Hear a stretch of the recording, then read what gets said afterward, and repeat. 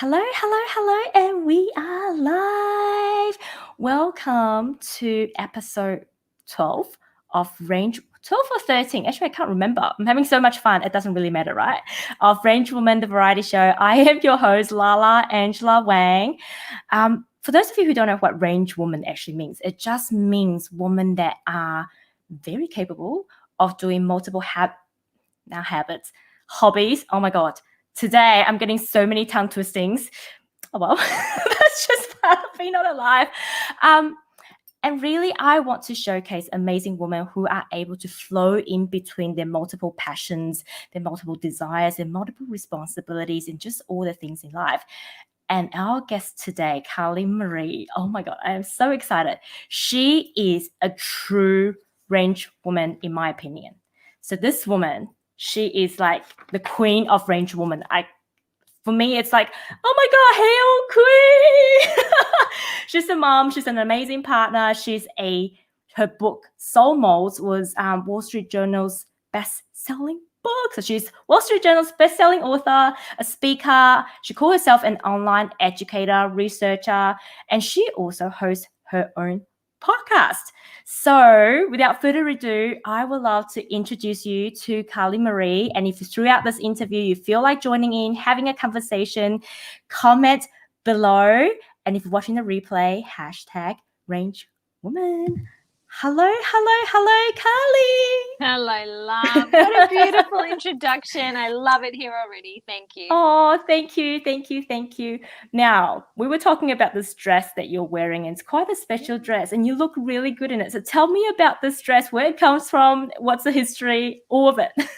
Thank you. This came from someone who I have admired for a long time, Amanda Francis, and I'm sure some of your listeners might be aware of her. She's a beautiful teacher in the money mindset space, and she's one of my personal mentors now. She had this kind of clean out of her closet and had a charity sale where she sold a bunch of really beautiful pieces from her closet, and it all went to charity, and I bought some of my favorite of her pieces, and this is one of them. And she wore this on her first date with her beautiful man, who she's in a wonderful relationship with. And I put it on, and my partner got home soon after, and he said, "Kids, go play outside. I've got business with your mother." So clearly there is something about this dress. So we've got a beautiful date night. We've been in lockdown in Melbourne for a long time, and we're having our first dinner out tonight. My mum's come to watch our son, and so I thought, I'm going to wear the special romance dress. Let's do it. Romance and money all in the one dress. Oh yeah. So tell me, I know a lot of people probably have heard about your story, but I'm not going to start the interview there because I'm more about asking different questions. What was it like being Carlie Maree growing up?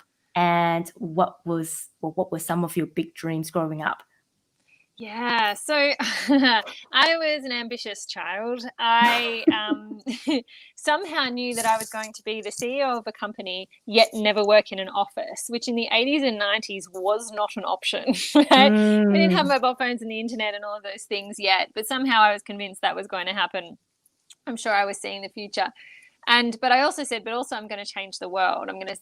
I thought what it would mean was that I would be like working for Greenpeace or, Sea Shepherd, like on a boat saving whales from poachers or something. It turns out that it's a little bit different to that. And because of the business that I have the ability to, I guess, share some of my abundance with different charities, different organizations and different causes, which is really cool. So it turns out I'm doing exactly what I said I was going to do as a child, which I was adamant I would do, and I'm sure lots of people laughed at this ridiculous child. I was an only child for a lot of it. My mum's only child. My dad remarried and had more children, but not until much later, until I was in my teens. And so I was an only child with two parents living in separate homes who were really good friends. So they instilled different things in me. My mum instilled this incredible work ethic. She always worked in like reception and admin roles. Wasn't particularly ambitious to, start a business or change the world, but she does change the world through the work that she does. She works in the medical field, and she has this incredible work ethic that she just really wants to be, this really beautiful energy for people as they come in. And then my dad's a whole other story. He has this kind of entrepreneurial spirit, shall we say. Never got a single idea off the ground, was full of them, but didn't have that work ethic to see something through. So while I lived in two separate homes with two entirely different dynamics, I feel like I've put those two puzzle pieces together later in life and been able to create something that is entrepreneurial, but also that, you know, that I'm committed to and dedicated to. So I'm super grateful for the upbringing I had. Yeah. So did you ever envisage yourself would be writing the Oh. bestseller of Wall Street Journal though? That came later. Like at school, I didn't know that writing was what I was good at. I mean, it came relatively easy to me, but no one ever sort of said, oh, you know, you're really great at this. That was probably in my 30s. I had my first child and I started blogging. Like, and I just, people would read, like I would go to a party and people would be like, I love your blog posts. And I'm just like, huh, you're reading? I didn't think anyone was reading them. I thought I was just writing them to keep me sad. I was like, my mum and my auntie were the only people reading it. But people would come up to me and be like, oh, I absolutely love it. It was called More Than Mum. And that's when I was like, oh, maybe there's power in my words. And soon after that, my marriage broke down and I went through the most challenging time of my life.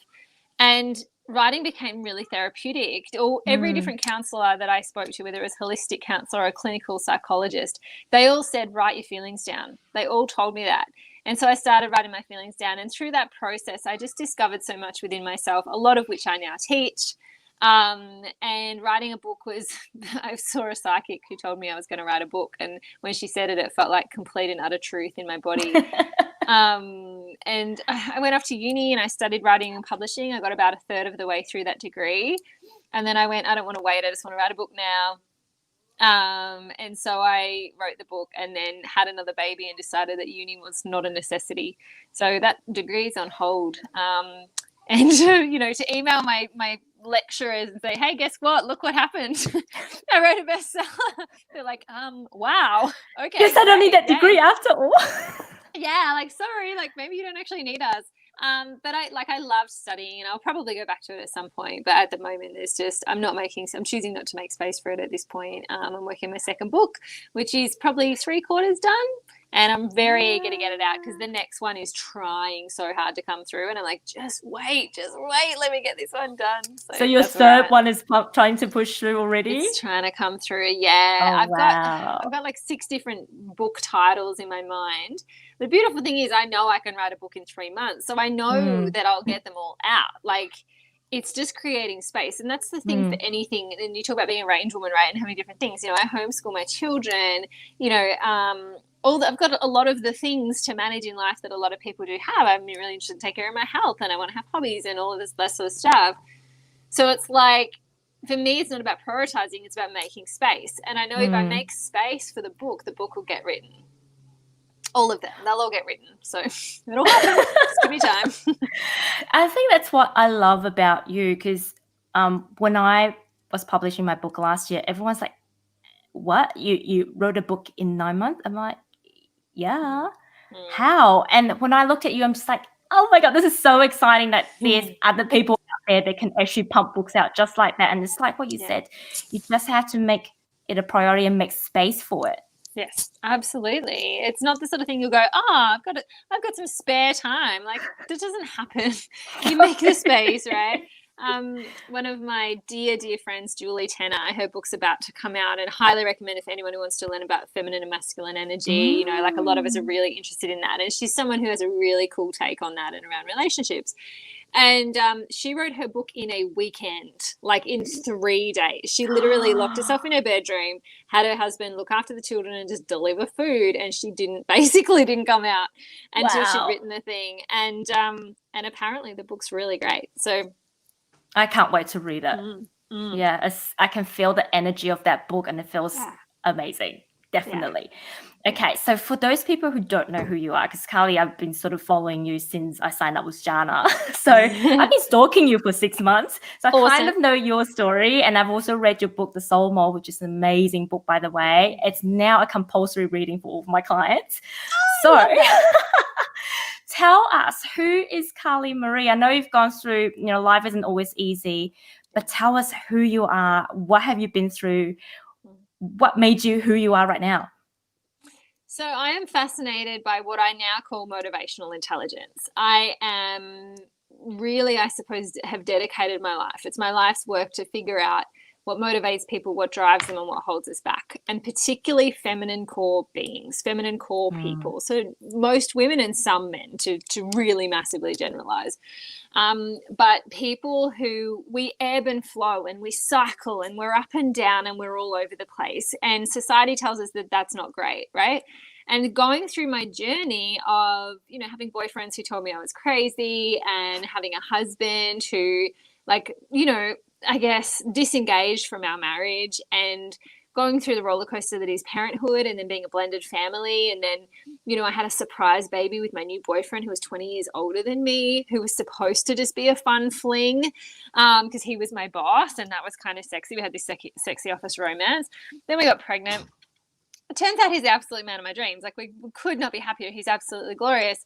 But that was a shock when we found out there was a baby in my belly, right? And he has kids my age. It was really full on.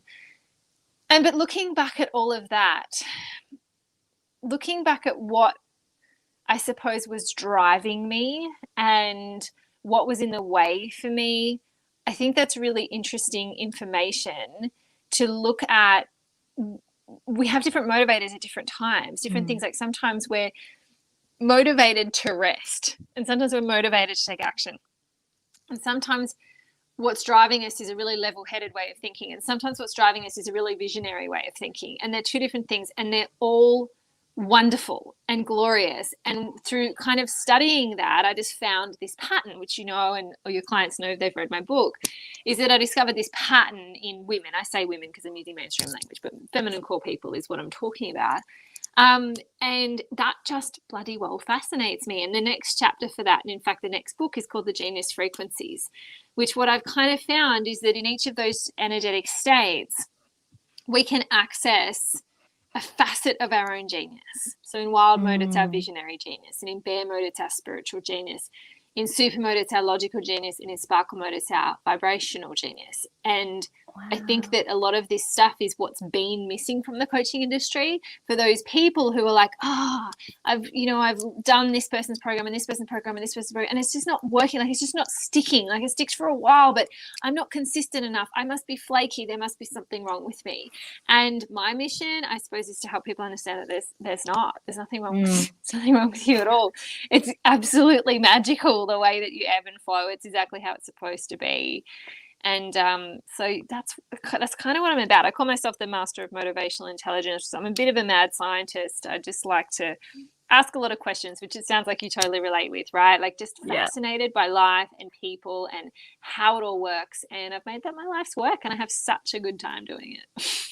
That is so cool. So it sounds like the second book is almost like volume 2 of Soul Molds, like an extension, the next level of Soul Mold.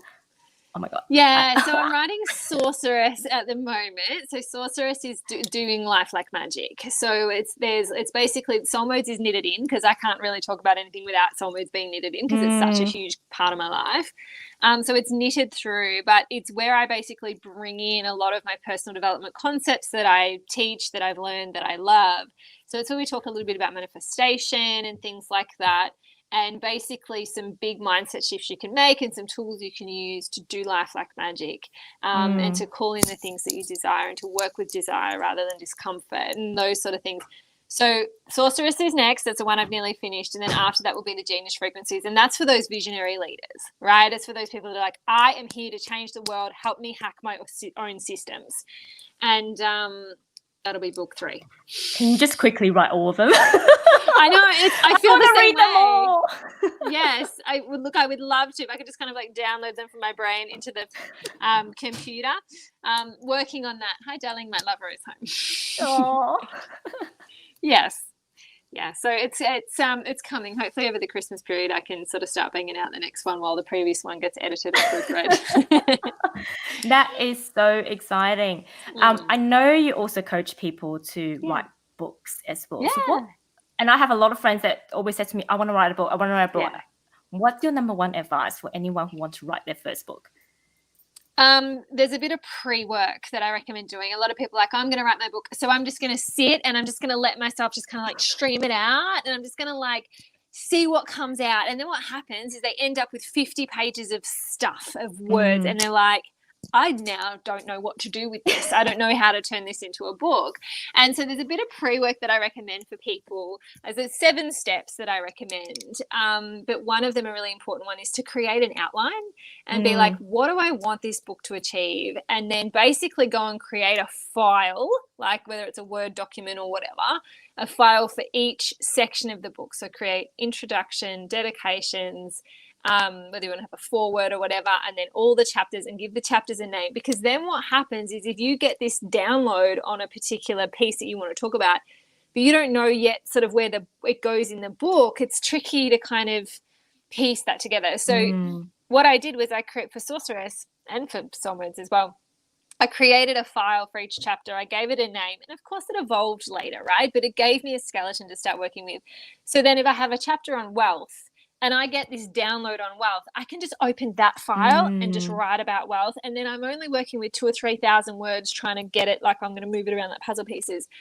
But 50,000 words of puzzle pieces is a lot harder. So you want to have a structure, bones, you can put the meat on. That's a really big piece. And the other really big piece I would say is go to a bookstore. The first piece of homework I give to all my clients who want to write books is the funnest part. They go to a bookstore, they stand in the section where they want their book to be, they get in book energy is what I say. When you're writing a book, get into book energy. Be reading, be following authors online, be listening to their videos or podcasts or whatever. Like get in book energy because you want book energy coursing through your veins while you're writing a book. Because or else it'll just become this thing that happens on the side and it won't actually happen. So that pre-work, get in a bookstore, buy 5-ish books that you feel like stand out to you in that section where you want your book to be, and notice what you love about it. The size, the feel, is it glossy or matte? Does it have photos within it? What's the type like? Because what starts to happen then is you start to get this idea of what your book is going to be. And notice, like read the introductions. What do I like about this introduction? What do I like about that? A lot of times I actually tell people, get Girl Wash Your Face by Rachel Hollis. Not because it's the greatest book in the world, not because I think she's the greatest leader in the world, although some people might. I'd say to get that book because it's a beautiful example of a person's story being used to share wisdom. And it has this simple structure. I think it's 20 chapters. And she shares, I think it's something like 20 lives she's told herself, with like 20 life lessons she's gained, basically. Yeah. And she shares a little part of her story all along the way. And I say to my clients, read, because a lot of people go, I just want to tell my story. And I'm like, cool. But unless you're kind of famous already and people are like, oh, I want to know Michelle Obama's story, right? Unless you're famous already, then people are going to need another reason to pick up your book. Yeah. So if they have a reason to pick up your book, which is this woman has some life lessons that I think are going to be valuable to me, then tell them what are the life lessons that you're going to share. So package your story up, use your story to share your wisdom. I said the other day in a post, a blogger shares their story, but a thought leader uses their story to share their wisdom. Yeah. Right. And I think if you're going to write a book, like, why not try and make it a bestseller? Like, why not try and actually make it be an exceptional book that people hand to one another? And that's what happens with me now. As you said, you tell your clients to read it. A lot of other coaches have said the same. So that's incredible advertising for me, right? Like people are handing my book out like, here's a business card on steroids, right? So it's that wouldn't happen if it wasn't a great book. And it doesn't, people are like, Carlie, but you've got this framework that you teach. I'm like, yeah, well, Untamed by Glennon Doyle. That's not a coaching framework, but it's a book that everyone recommends to one another. If it's a powerful book that makes someone feel something, they'll recommend it. And that's all there is to it. So write a powerful book that makes someone feel something, and it'll change your business. It'll change your life. It'll change a lot of lives. Those are such great advice. And thank you so much for your generosity. Now, you said that you love being a range woman and you wouldn't anything else than this, quoting what you said on the interview form. You said you love being a range woman and anything else will bore you to tears. Oh, yeah. So how do you stay engaged, energized, and on top of your range, though? I take really good care of my energy. And by my energy, I mean my body. So I notice when I'm not, like, life force energy courses through us, right? And if you think about water, for example, water conducts electricity. If you want to have a spark running through your body, make sure you're hydrated, right? Like we're both sitting here with our water bottles, right? hydration is actually really, really, really important. Mm. And people are like, sometimes someone will say to me, oh, I just don't have any energy. And then, they're picking up their can of Coke or something. And I'm just like, all right, so let's maybe have a look at having some water. And I'm not a nutritionist. I just know that water's good for you, right? So taking really good care of my body, drinking lots of water, all of that. I work with a health coach. She's a nutritionist and naturopath. So, that's important to me. I wasn't always in a position where I could invest in that, but now I am, and I'm really feeling it. But how do I manage it? Basically by, I'm really careful with the way that I talk to myself. If I hear myself saying the words like, I'm so busy or something like that, I'm like, whoa, Carlie, what's that's one of my pet hate. That's one of my pet hate too. I know, right? Like people wear their busyness like a badge of honor. And it just becomes this reason not to do stuff. Like when I have time. So I'm really careful how I talk about time. And then other than that, I just decide that if I want something, there's time to do it. There's energy to do it. There's space for it. I wouldn't want it if I couldn't have it. That's one of my ultimate core beliefs, deep, deep, deep in my bones. I wouldn't want it if I couldn't have it. So if I want to do something, then I've got time. If I want to learn pottery, I'm not going to tell myself I don't have time to do that. Of course I do, because I want it, which means the universe is going to make sure I can do it. Right? Yeah. Like universe, life, God, angels, whatever you believe in, it will work with me to make sure that I can do the flippin' pottery. And also I believe that every good thing in my life contributes to more good things being in my life. So the healthier I am, the more parenting works well for me. The more I'm enjoying being a mother, the better my relationship is. The better my relationship is, the more my business thrives. Like I just kind of decide that it's all this beautiful tapestry that weaves together, and that there is no set of scales where it was one side goes up, the other side goes down. I don't believe in sacrifice. I don't have to sacrifice time with my children to run a successful business. I don't have to sacrifice income in my business in order to focus on my health. I decide that I focus on my health. I take photos of that. I put them on the internet and people want to buy my stuff, right? Like I kind of just decide that everything works together. There's no work-life balance for me. There's no separation. There's flow. There's work-life flow. Sometimes I'm going to work at 10 o'clock at night because I want to. I'm not going to make that mean something and tell myself that I shouldn't. If I feel like I haven't had enough time with my lover, I'm not going to go, oh, Carlie, you're doing a terrible job. He's going to leave you. I'm just going to be like, I feel like some more time with my lover. I'm not going to work tonight, right? Like I just give myself permission. I think that's a big piece. That is so good. Now you also talked about how, because I asked, I think that was the question where I said, what is something that people don't know about you? And you said sometimes you think people underestimate you a little bit. Yeah, I think sometimes maybe I look a bit younger than I am or something, or because the blonde hair, I'm not sure, but I think sometimes people get a bit surprised, and it's not just online, but out in the world. Darren and I went and bought a rug recently, and this guy was like, I was choosing the rug, and I'm going, babe, I like this one, what do you think? And the guy said to Darren, oh, she chooses it, you just pay for it, hey mate. And he looks at him and he goes, no, it's her money. Right? Because we're transitioning into me being the primary breadwinner. And it was really interesting. I'm like, they just saw younger woman, older man. This is about money. And I think that happens quite a lot actually when we're out and about in the world. And people are like, oh my God, you've written a book? What? But you've got 2 kids. And I mean, I guess it's understandable that's going to happen, right? Yeah. And I kind of like it. I kind of like it when people underestimate me, because I get to positively surprise them, and I'll come out with something and they'll be like, wow, that's really clever. And I'm like, I say clever things now and again, like we all do when we really listen to one another. I'm not just a look.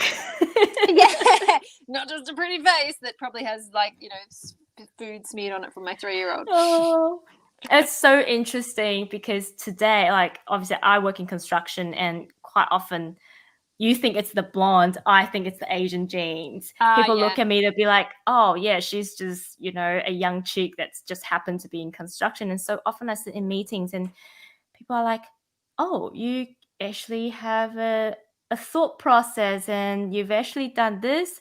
Oh, by the way, you actually have a side hustle and you are next in line to be a general manager. I'm like, Funny so that. What? I know. So what do you say to people though? Because I believe there's more of us around that are experiencing, sort of people look at us and I mean, we all judge people. I believe that as human beings, we all judge in one way or another. So, and I also believe that people are generally good, right? They all have good intentions, so they don't intentionally misjudge us. So how do you say to people who perhaps can be sometimes a bit deceiving in the real world out there and feel pretty much the same as you and I feel a bit underestimated by the outside world? Yeah. I guess what I would say to them is just like show them, like do your thing, like blow their socks off. Like get out there and do their thing. The people around you's expectation of you is not a box that you're locked in, right? Let it fuel you. Take it as a challenge and let it be like, you watch me. You know, I had a client the other day who someone said to her, like, you can't, she's going for a 20K months at the moment. She's doing 10, she's going for 20. And someone said to her, like, you can't, in your industry, there's no way you can make $20,000 in a month. And she's like, oh, it fired her up. She's like, you watch me. She's like, hold my beer. Like, this is happening, right? And that's a powerful energy, is particularly if you have an entrepreneurial spirit in you, then there is this rebellious rogue vibe in you. And it might be a bit beaten down by society, but it's there. It's a fuel source and you can tap into it.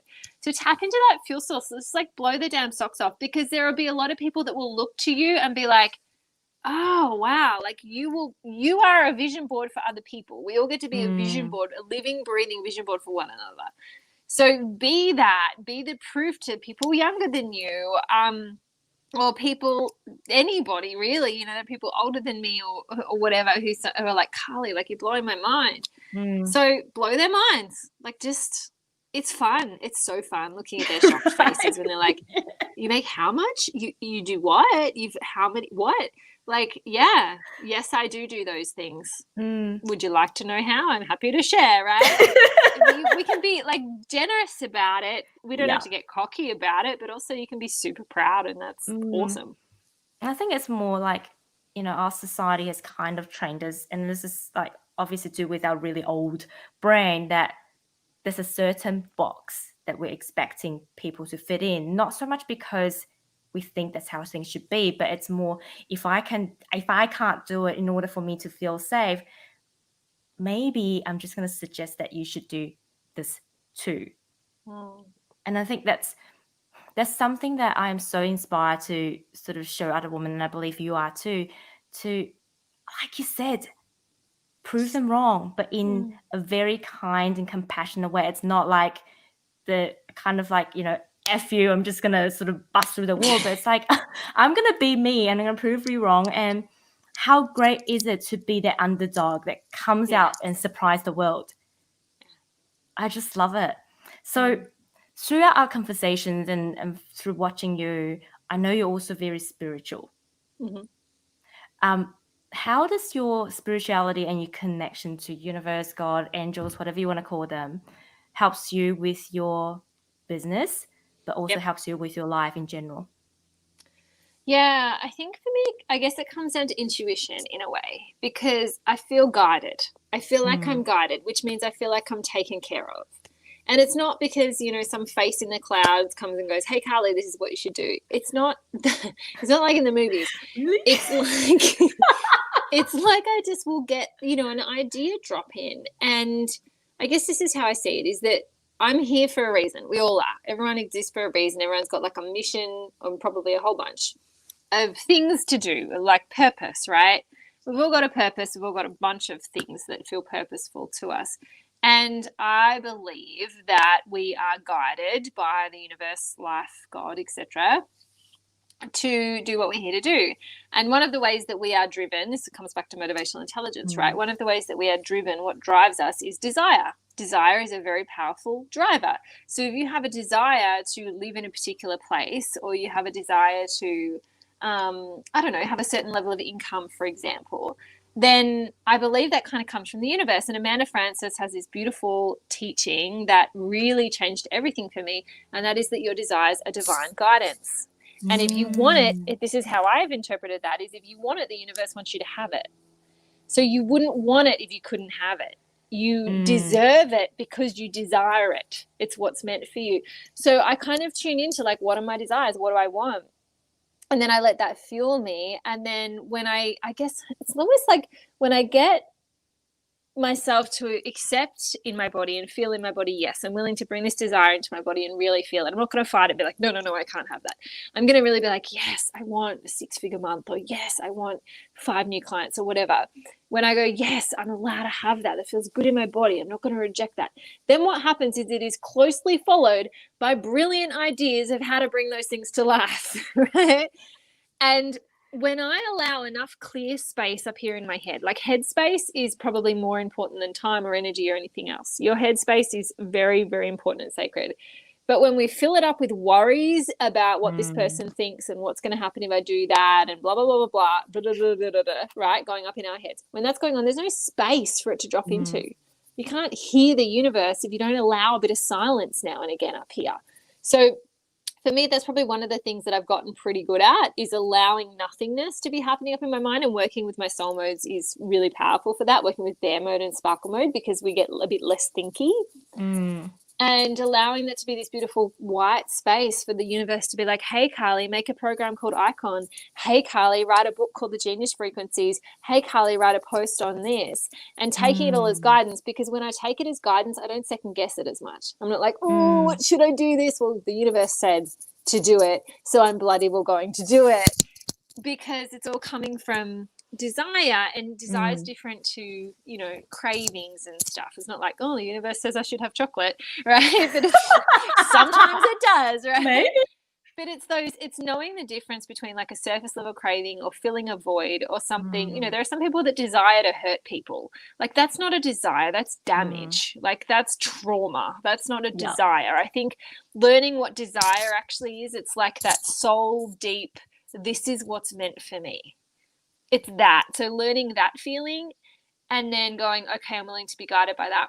And that's the role spirituality plays for me. It's not about crystals or oracle cards or chanting or any of that. I mean, if you're into that, awesome, like, cool. I think all of those things are super pretty and can be super fun.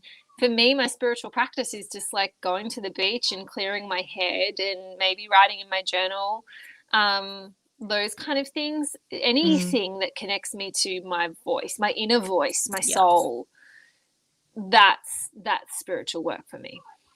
That is beautiful. And it just reminded me of saying I heard, I can't remember who said that, but it's like when you get divine guidance, when you get that intuition, if you don't act on it, if you don't think that you deserve it, it's kind of rude. I think actually you said it. It was you don't ask the universe for guidance and then not take it, right? Yeah. It's like, it's so rude. It's like, oh no, that's not what I asked for. Yeah. And sometimes my clients will say that. They're like, you know, the universe is telling me exactly what to do, and I'm just going, yeah, hey, universe, tell me what to do. And then they get the idea, they're like, yeah, but not that. Something else, universe, tell me what to do. No, not that though, not that.